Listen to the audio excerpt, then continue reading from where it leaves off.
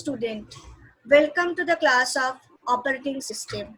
In the previous class, we have discussed about the hardware issues regarding I/O management. Different hardware devices, the device controllers, polling, interrupt, all are discussed in previous class. We have also discussed about the different ways by which a communication can be taken place between processor and the I/O devices. Today we are going to discuss about different I/O softwares available. So firstly, make a go through what are the topics of today. Firstly, we are going to discuss about the layers. Layers means the I/O software layers. Then we are going to discuss about the software design concept of I/O. Then the device drivers are also going to be discussed. After that, interrupt handlers are going to be discussed. Then we are going to talk about device independent I/O softwares. And after that, we are going to discuss about some user space I/O software. And at the last, we are going to discuss about kernel I/O subsystem. So these are the topics. Those are going to be discussed today. So at the beginning, we are start with the layer of I/O software. So I/O software is often organized in the following layer. User level libraries. So in this layer, we are going to have some libraries. Those are going to provide a simple interface to the user program to perform input and output. For example, stdio is a library provided by C. We are very much familiar with this stdio, conio. These are used in C and C++ programs languages. So these are coming in this category. The next layer is kernel level modules. This layer provides device driver to interact with the device controller and the device independent I/O modules used by the device drivers. In the previous lecture, we have discussed about the device controller. Every device have a device controller, which is basically the electronic portion of the device. Now, in this kernel level modules layer, they are going to provide device driver, which are going to interact with the device controller and the device independent I/O modules used by the device driver. And the next layer, we have what? The hardware. The I/O hardware. So this layer includes actual hardware and hardware controller, which interact with the device drivers and make hardware alive. So here the controller is basically the device controller and the hardwares are the devices. So the hardwares are going to be controlled by the device controller, and this layer is actually talking about the hardware and the hardware controller, which is going to interact with the device driver, which is a software, and makes hardware alive. So by this figure, you can usually visualize what we have discussed. This is the user I/O libraries. So where some libraries like string we have in C. I think most of you have studied C, and the I/O library is very much familiar with you, like standard input output libraries, stdio. These are the example of some library files which are going to be invoked whenever the program is required to execute some input output function. So those are going to be beside in this layer. the next layer, in the next layer you can see we have device independent IO. This IO is not device dependent, and there are some device driver also.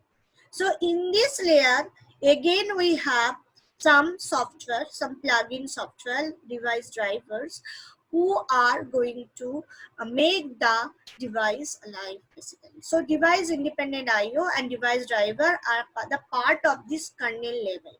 Okay, and the lowest level is the hardware.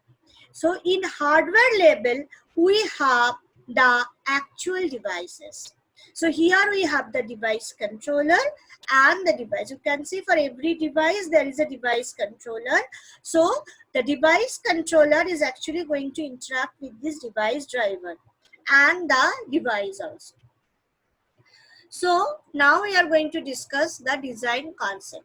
So a key concept in the design of IO software is that it should be device independent, where it should be possible to write programs that can access any IO device without having to specify the device in advance.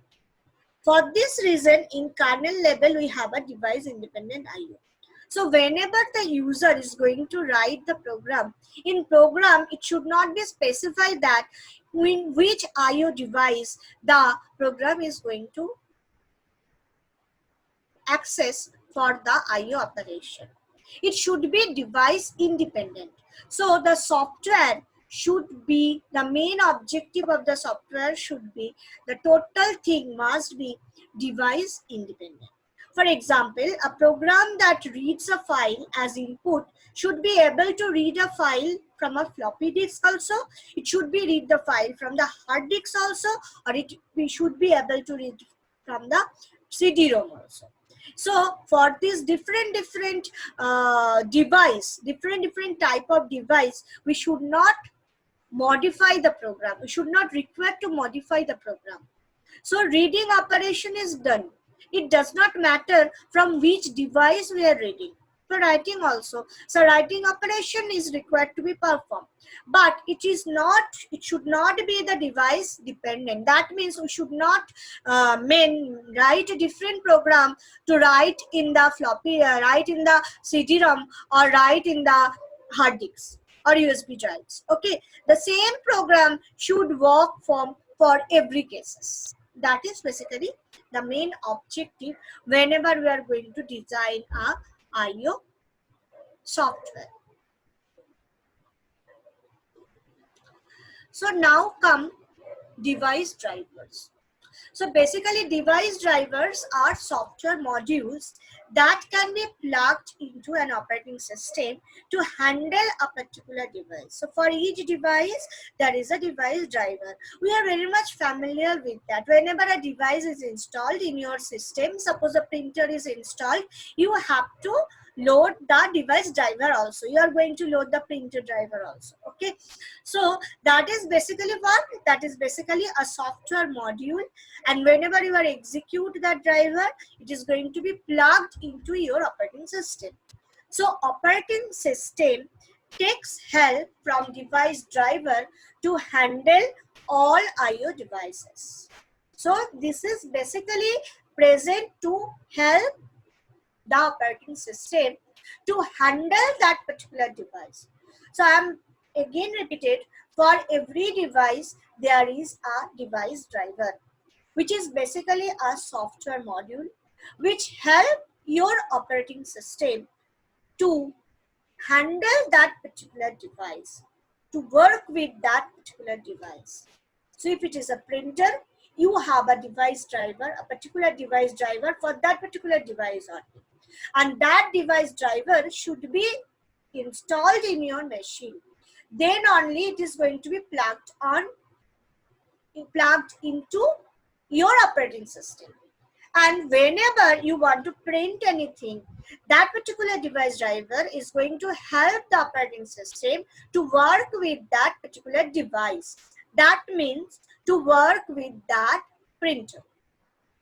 So the device driver encapsulates device dependent code and implement a standard interface in such a way that code contains device-specific register, read or writes. So the device-dependent code is going to be encapsulated by the code which is written in the software module of the device driver, and it is going to be implemented in a standard interface. But the code contains device-specific register reads or writes. So device drivers is generally written by the device manufacturer and delivered along with the device in a CD-ROM. So from where you are going to buy the device manufacturers are going to be supply the device driver in a CD-ROM. Whenever you are going to buy a device driver is going to be supplied with the CD. So the device driver is going to perform the following job. So first thing it is going to do what?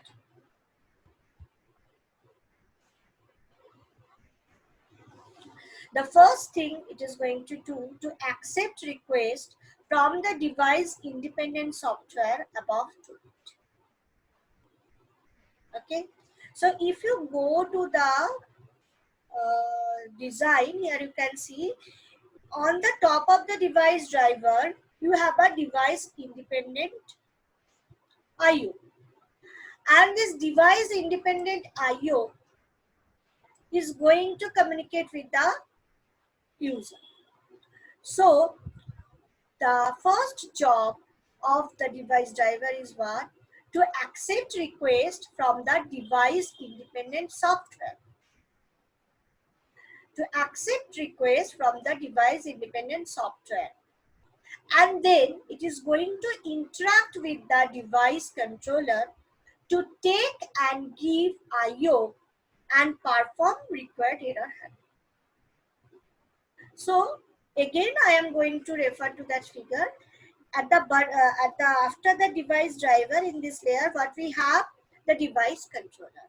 So the device driver is actually going to collect the device independent request, and it is going to send that request to a specific device controller. Okay, understood? And for that, whatever error handling is required, it is also going to be performed.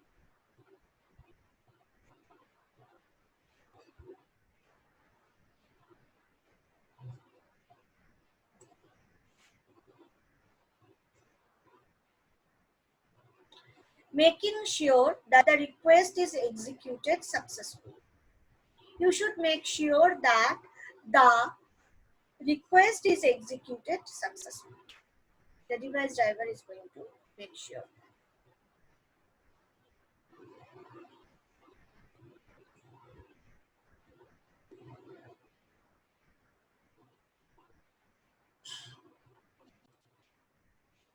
So the device driver is going to make sure that the request is executed successfully.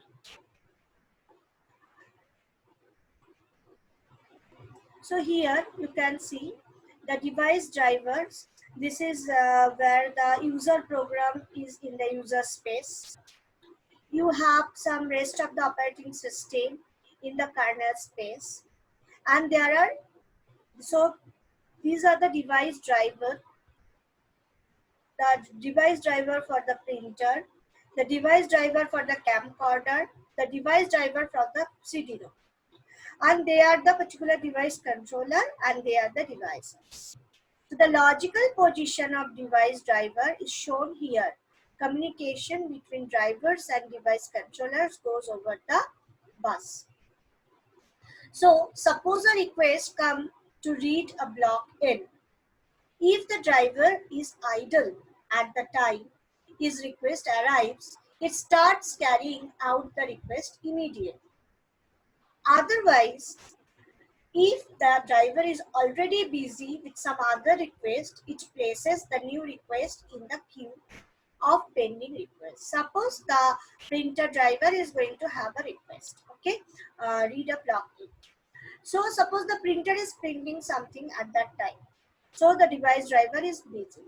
So the new request is putting in a queue in the pending request. Okay, and if it is not busy, then it can execute. That means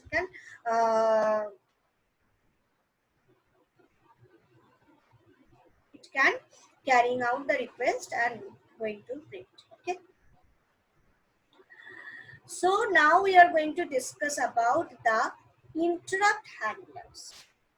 So what is it? An interrupt hand, we have already talking about interrupt in the previous class. We have already discussed about interrupt in the previous class.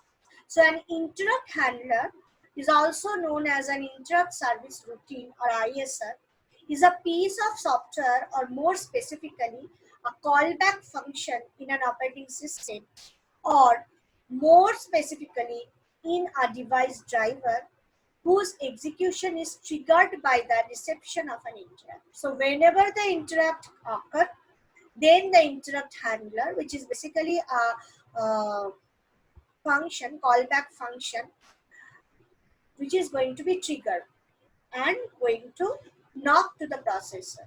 So when the interrupt happens, the interrupt procedure does whatever it has to do in order to handle the interrupt, updates data structures, and waits a process that was waiting for an interrupt to happen. So whenever the interrupt occur actually, then whatever is required, that will be done by the interrupt handler, which is basically a piece of code. So here you can see this is the time frame going on. The process is executing, some exception occur. So enter the kernel, some exception and interrupt handler. So some interrupt is occur basically.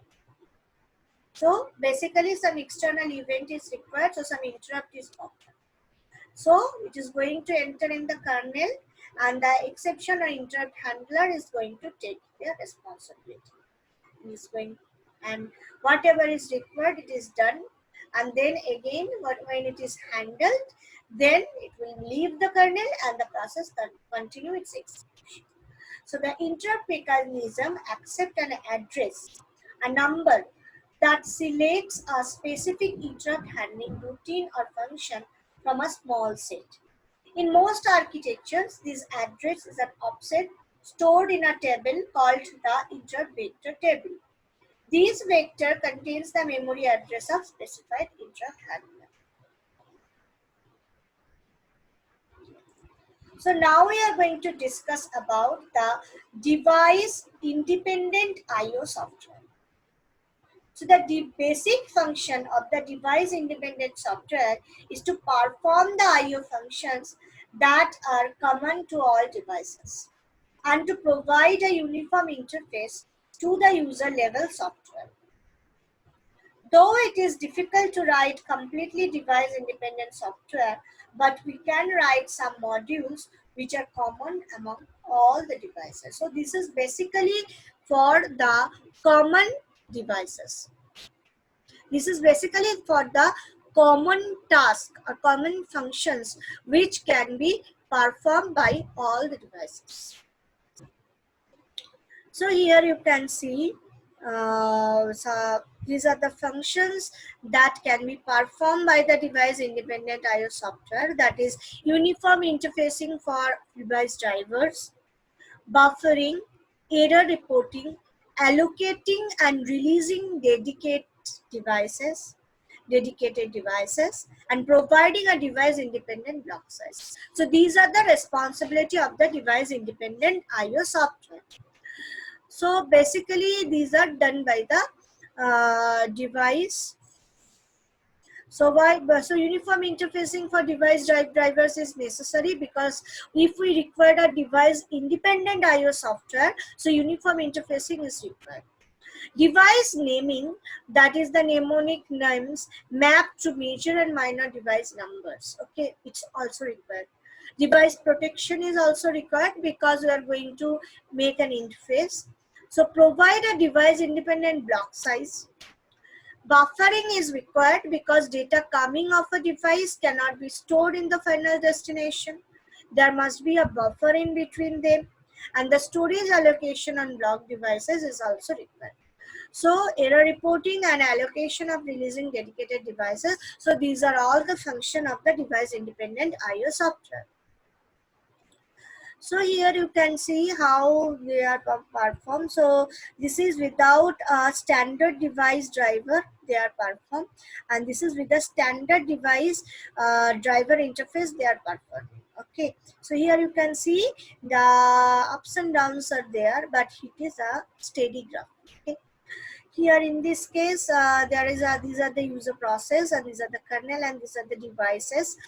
So this is for unbuffered input where modem is directly communicate with the user space, and here modem there is a buffer in the user space, and buffer is there but is in the user space, and this there is a buffer in the kernel, and then firstly the data is copied here, and then it is going to be in the user space. And we can have a double buffering also. The buffering is done like this. Here we have two buffering, double buffering in the kernel.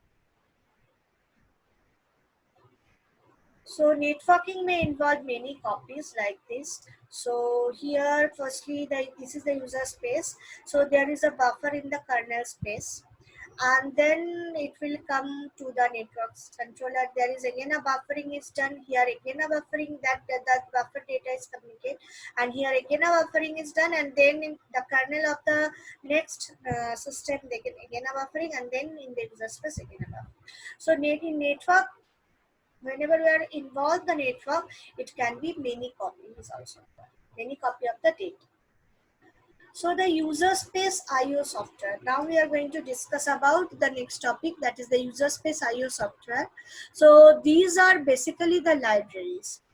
When we are talking about the user space IO software, those are basically the libraries. The libraries which provide richer and simplified interface to access the functionality of the kernel or ultimately interactive with the device driver.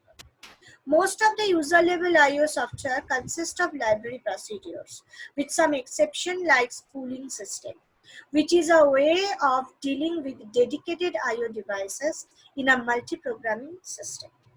So the IO libraries, example stdio, are in user space to provide an interface to the operating system, OS resident device independent IO software. So for example, putchar, getchar, printf, scanf, these are the examples for user level IO library, user level function. These are the functions, and for those functions, stdio is available in C programming. String is also stdio is available. So stdio is basically the user space library for the which is decided in the user space. Okay, so here you can see, and this is basically the kernel IO subsystem. So kernel IO subsystem is responsible to provide many services related to IO. Following are some of the services provided. So scheduling is there. So kernel schedules a set of IO requests to determining a good order in which to execute it. Okay. So scheduling is the first service provided by the kernel. So when an application issues a blocking IO system call, the request is placed on the queue for that device. The kernel IO scheduler rearranges the order of the queue to improve the overall system efficiency and the average response time experienced by the application. Now come to the next job, that is buffering. Kernel IO subsystem maintains a memory area known as buffer because we cannot directly store the data to the destination. So we required a buffer, and the buffer stores data while they are transferred between two devices or between a device with an application operation. So buffering is done to copy with a with a speed mismatch between the producer and the consumer of the data stream, or to adapt between devices that have different data transfers. Now the next thing, cache. Maintains cache memory. Why? Because which is a region first memory that holds copies of data. which is very frequently accessed. And its access to the cache copy is more efficient than access to the origin. Okay, because cache memory can be easily accessed. Now, spooling and device reservation. A spool is basically a buffer that holds output for a device, such as a printer, that cannot accept interleaved data stream. The spooling system copies the queued spool files to the printer one at a time, because the printer required the whole data at a time. So in some operating system, spooling is managed by a system daemon process. In other operating system, it handles by a kernel thread. Now the error handling, that is again a very important job performed by the kernel IO subsystem. So an operating system that uses protected memory can guard against many kinds of hardware and applications. Okay. So in this class, basically we have discussed about many things related to the IO software. Just a recap. Firstly, we have discussed about different layers available for IO software. Okay. Then we are going to then we have discussed about the IO software design concept. Here the layers are depicted. Then we have discussed about the device drivers. Those are also the part of the software, IO software. So the device driver is a very important thing, which is helps the operating system to perform with the device. And then we are talking about the interrupt handlers. Interrupt we have discussed in the previous class. So interrupt handler is again a software which is more specifically a callback function, which is used for handling those interrupts. And then we are discuss about some device independent IO software, which are independent of the of any particular device. And then we have discussed about the user space IO software and the kernel space IO subsystem. So these are the things those we have discussed today. And these are basically we have completed the IO management, which is actually consists of IO hardware and software. So please study the reference and all these slides those I have sent to you, and continue your study. And in the next class we are going to discuss about some other topics. And thank you. Thank you, student.